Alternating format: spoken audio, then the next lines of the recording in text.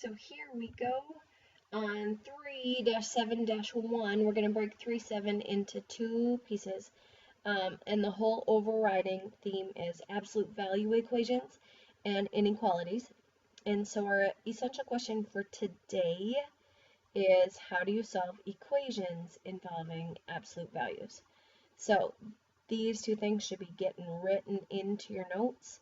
The whole, make sure to label it 3-7-1 and have the absolute value equations and inequalities. Do you have the page number up on the top right? You should if you don't. So essential question, how do you solve equations involving absolute values? And I say, what does absolute value mean? Exactly. You say distance from 0. Good. So write that in. What does the absolute value sign look like? You've got it. There are two straight lines around an integer. Absolute value. What does absolute value mean? Distance from 0. And something that you know about absolute values, when I say never, you say negative, never, negative. Good. So now we go down, and something we never did talk about last year, but you'll see hopefully pretty quickly, is an example like number 1. Would you please write down the absolute value of x equals 5? Now we need to figure out what x is. And my guess is right away you say one of the answers. X for sure equals 5. But there's another answer. Do you know what the other answer is? X also equals negative 5. Because the absolute value of negative 5 is 5, just the same as the absolute value of 5 is 5. All right? So now let's look at number 2. The opposite of the absolute value of x is negative 9. So do you see how if this is negative over here, this is negative over here? I could just divide by negative 1. So really what that says is the absolute value of x equals positive 9. If that's true, x could equal two things. What are the two things it could equal? It could equal positive or negative 9. So you could write that positive 9, comma, negative 9. You can use the plus or minus symbol. As long as you see that when you have an absolute value, if the x is inside, there's almost always going to be two options or two solutions. So let's just do a quick little review. Why don't you write these two down and then pause and come back to me once you've done them, or if you need to go through them with me, that's okay. Alright, I've got x minus 7 is less than negative 2, or x minus 7 is greater than 7. So let's see what happens. Draw my line down. I'm going to solve this one first. I'm going to add 7 to both sides. Drop down my x. X is less than 5. Did you get it? Or plus 7 plus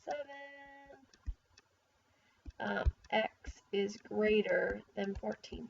So those two things. If I was going to graph it quick, put my 5, or goes out, open circle, x is less than 5, yep, or goes out, so they're up.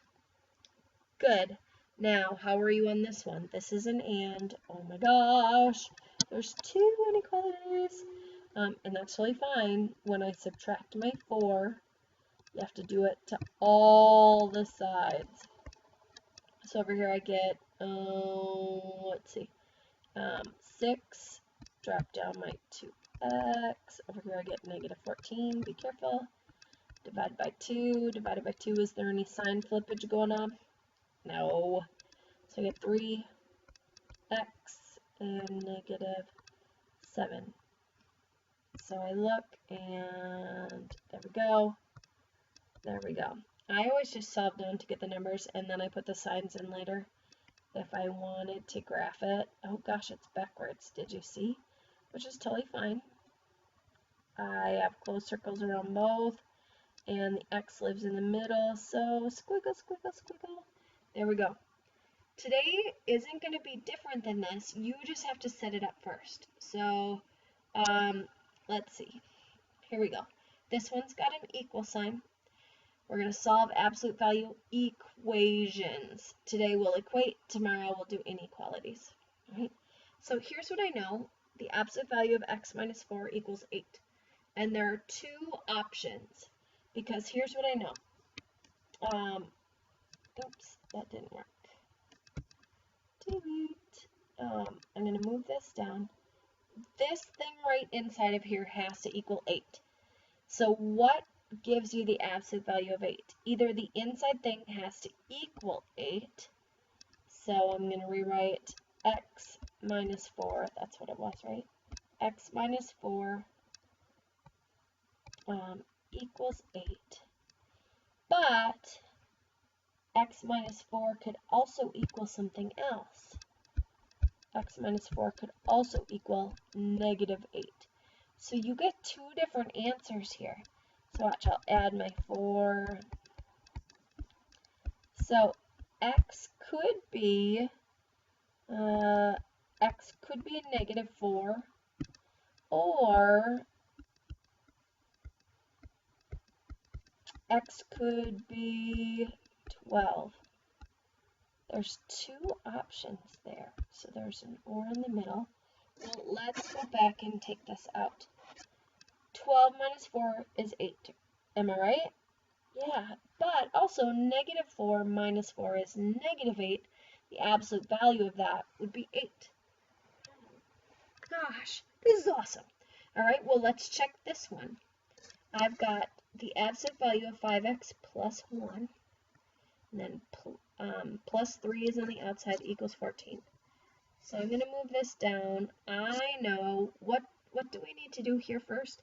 I'm going to tell you this one, you've got to get this absolute value by itself first. So we've got to subtract off. There's kind of an outlier there. We've got to get rid of that first. And then 14 minus 3 is 11. So this absolute value piece, whatever that said underneath there, let's see, what did it say? It said 5x plus 1. Now I've got that by itself, and that could end up being two things. It could be positive 11, or it could be negative 11. So we're going to set up two different equations. 5x plus 1 equals 11, or we're also going to have 5x plus 1 equals negative 11. All right, doesn't matter which one you solve first. So I've got 5x is equal to negative 12, and you say, oh my gosh, it doesn't work. And I say, oh, for crying out loud. You know that if this happens, divide by 5, divide by 5. First of all, be careful, because a bunch of you came up with 10 because you thought it should look nice. This simplifies to 1, so I actually get negative 12 over 5.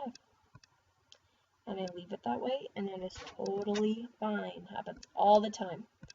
Over here, minus 1, now I get the nice one. 5x equals 10 divided by 5. So x equals 2. So I go back in and plug those into the original. 5 times 2 is 10 plus 1 is 11. Yes. Or, goodness, wrong place. Or 5 times negative 12 over 5. That gives you negative 12. Plus 1 gives you negative 11. Yep, it works. And either one of those would give you 11 plus 3 gives you 14. So you have to be very careful, but I think you can do it. You just got to remember to split into the two answers. Now this one, let's see. Go through and see what happens for you. All right, first thing I do is subtract 6. So I drop down, I get the absolute value of 3x minus 2 equals negative 4. Question for you. Can you have an absolute value that equals a negative number? You cannot. This one's no solution. Because when I say absolute, you say value, absolute, absolute. When I say never, you say negative, never. negative or negative, right? You cannot have an absolute value equal up to a negative. Unless, like, if there's a negative sign outside, yes, but just the absolute value in and of itself is always positive. So be careful, because you might get a no solution or two in there. So that gets us started. We'll do some review tomorrow, and it'll be good.